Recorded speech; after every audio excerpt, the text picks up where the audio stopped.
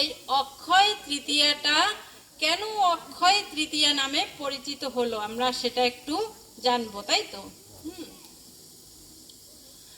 পুরাকালে এক সময়ের কথা, পুরাকালে একজন ধনাঢ্য ব্রাহ্মণ ছিল। ধন জন প্রতিপত্তির কোনো কিছুর অভাব ওই ব্রাহ্মণের ছিল না। প্রচুর ধন সম্পদের অধিপতি ছিলেন ওই ব্রাহ্মণ।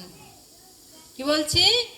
ব্রাহ্মণের প্রচুর ধন সম্পদ ছিল, কোনো কিছুর অভাব ছিল না, শুধু মুখের ভাষাটা একটু কর্কশ ছিল। আর ব্রাহ্মণ কখনো কাউকে কিছু দান করতে চাইতেন না। একদিন ওই ধনাঢ্য ব্রাহ্মণের দুয়ারে একজন দরিদ্র ব্রাহ্মণ ভিক্ষার জন্য আসলো। ভিক্ষার জন্য আসার পরে ওই দরিদ্র ব্রাহ্মণ বললেন যে, প্রভু আমাকে একটু কিছু ভিক্ষা দেন, আমি ক্ষুধার্ত, অভুক্ত, আমি খুব ক্ষুধার্ত। ওই ধনাঢ্য ব্রাহ্মণ বলল কি, যাও যাও, আমার কাছে কোনো খাবার নাই, যাও যাও, মানে কটু ভাষা দিয়া সেই ব্রাহ্মণকে তাড়াইয়ে দিল। সেটা ঘর থেকে ব্রাহ্মণের স্ত্রী আবার খুবই সুশীলা এবং খুবই দয়ালু প্রকৃতির ছিল। ব্রাহ্মণের স্ত্রী সেই ব্রাহ্মণকে বলল কি, প্রভু তোমার এত ধন সম্পদ, সেটা যদি মানুষের কোনো উপকারে নাই আসে, তাহলে তোমার এই ধন সম্পদের কি বা প্রয়োজন? কিন্তু তারপরও ওই ধনাঢ্য ব্রাহ্মণ ওই দরিদ্র ব্রাহ্মণকে কোনো কিছুই দান করলেন না। কিন্তু যখন তার স্ত্রী ওই দরিদ্র ব্রাহ্মণকে কিছু দান করতে চাইলেন বা গেলেন, তখন তিনি বাধাও দিলেন না। সেই ধনাঢ্য ব্রাহ্মণের স্ত্রী, তিনি খুবই সচ্চরিত্র, সুশীলা এবং অতিথিপরায়ণ।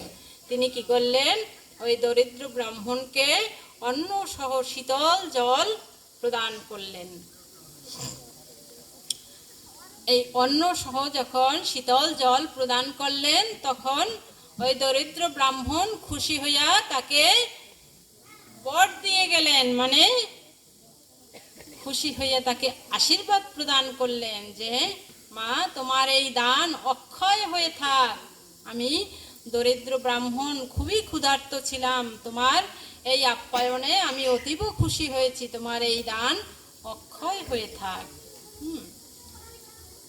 কালক্রমে ওই যে ধনাঢ্য ব্রাহ্মণের বয়স বাড়ল।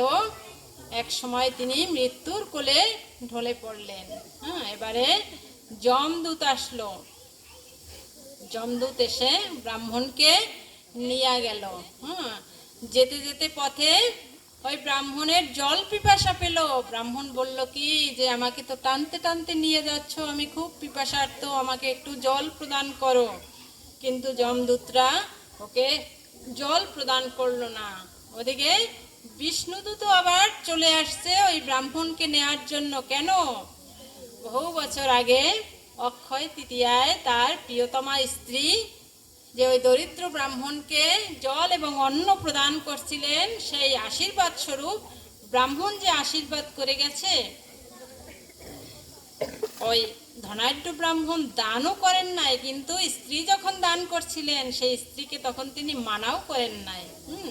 এই যে স্ত্রীকে দান করার সুযোগ দিয়েছেন, সেই পুণ্যের জন্য আজকে বিষ্ণুদূত আবার ওই ব্রাহ্মণকে নিতে আসলো। এখন ওই ধনাঢ্য ব্রাহ্মণ স্ত্রীর পুণ্যের বলে যমদূত থেকে বিষ্ণুদূতের কাছে বিষ্ণুলোকে অবতরণ করলেন। তাই গৌরী সীতানাথ প্রেমানন্দে।